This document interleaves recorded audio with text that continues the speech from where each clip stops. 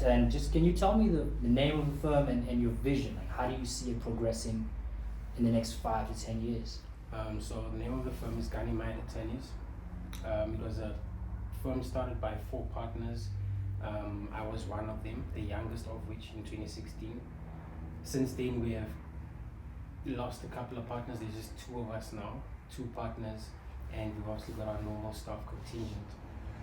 But the focus on us actually creating a firm and not going into corporate or working for other firms is that we want to actually develop the law for the benefit of people like us. Yes.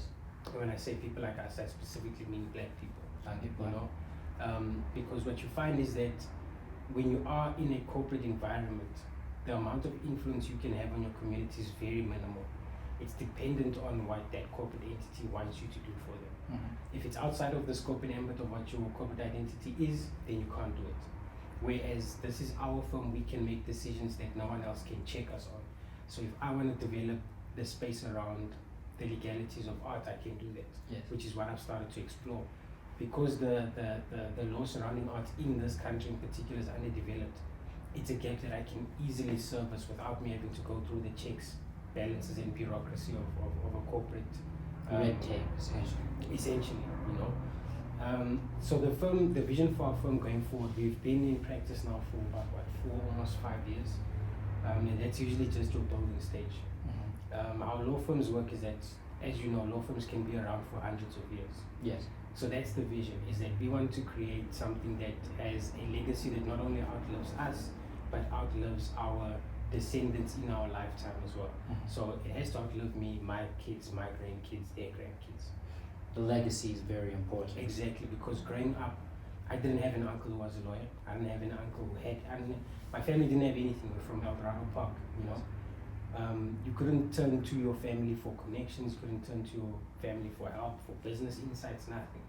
So I wanted to be the first one to give that for the rest of the family. Yes.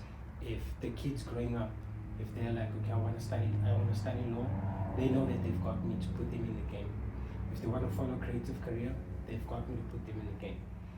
Other than that, this is going to obviously be something that solidifies my family, creates generational wealth for them, and also just changes the trajectory of a colored family in South Africa, you know. Moving on. Exactly, because just like anyone else, I'm sure, like with you as well, I've got cousins who still live in the hood. I've got cousins who have died because of violence.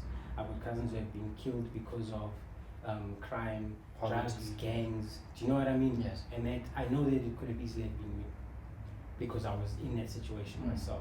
So I know that building something like this and having it stand the test of time will easily change my whole family's trajectory, because they have something to build from. Yes. They have something to build towards as well. And whatever it is that they want to pursue, this will be something that will be a resource for them going forward.